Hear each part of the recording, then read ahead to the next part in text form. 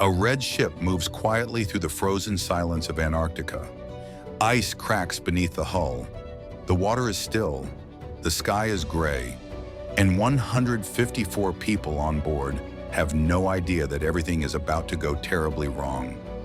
This is the story of a voyage that turned into a fight for survival, of a ship called the MS Explorer. And the moment it disappeared beneath the ice, at first glance, the MS Explorer didn't look like much. She was small, only 75 meters long, with room for just over 100 passengers. But in 1969, she became the first cruise ship ever built for the polar regions.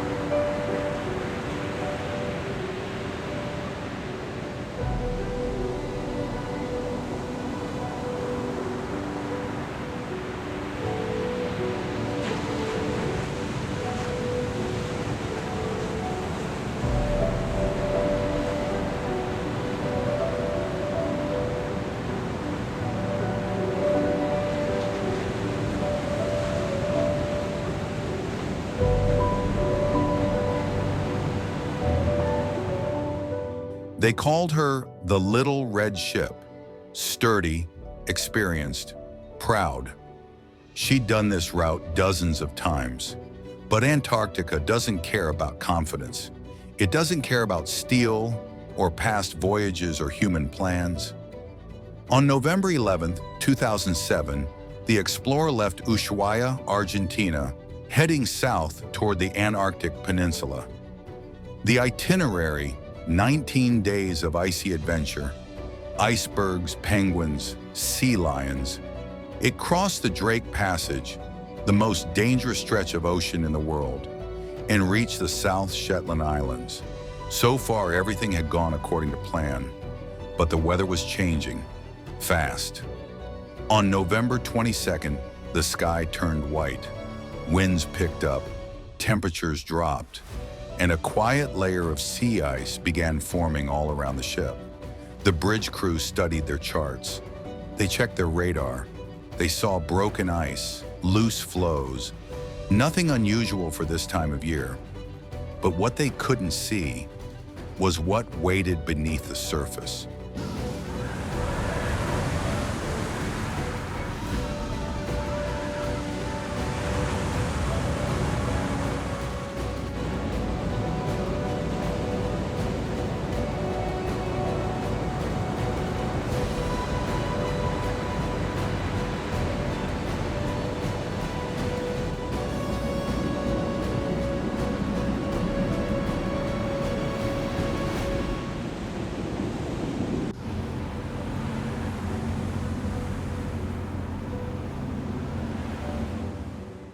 In these waters, there's a special kind of ice.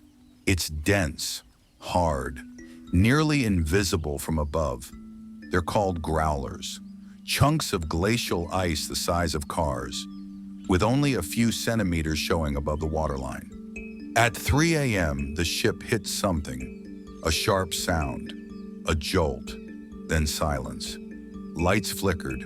Some passengers woke up, but the crew stayed calm. This ship had hit ice before, probably just another bump, but this time water was already rushing in. The hull had been pierced below the waterline. The engine room was taking on water fast. The Explorer began to list. Still, the crew didn't panic. Pumps were activated, compartments sealed. Passengers were told to stay calm and prepare, just in case. But soon power began to fail. Lights dimmed, The heating system went offline, and outside it was minus 10 degrees Celsius. The captain issued a mayday.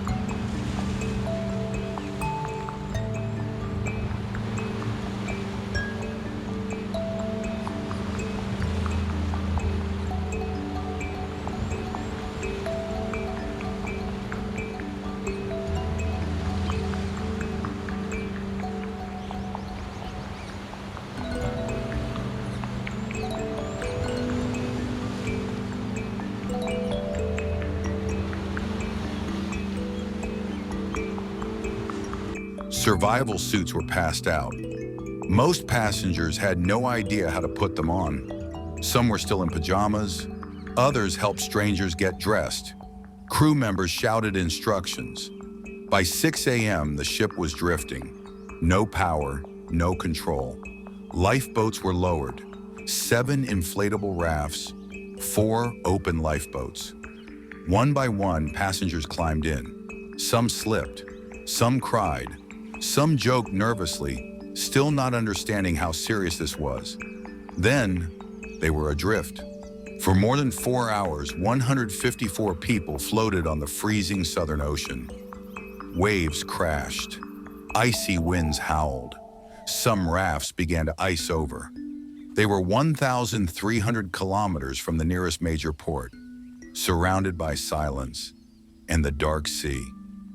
At 10 a.m., a ship appeared on the horizon. The MS Nord-Norge, a Norwegian cruise vessel, had picked up their distress call and made full speed through the ice. Rescue teams pulled passengers from the lifeboats one by one. No one was seriously injured. No one died. But the Explorer, she was gone. By 6 p.m., she had slipped beneath the waves, the first cruise ship in history to sink in Antarctic waters.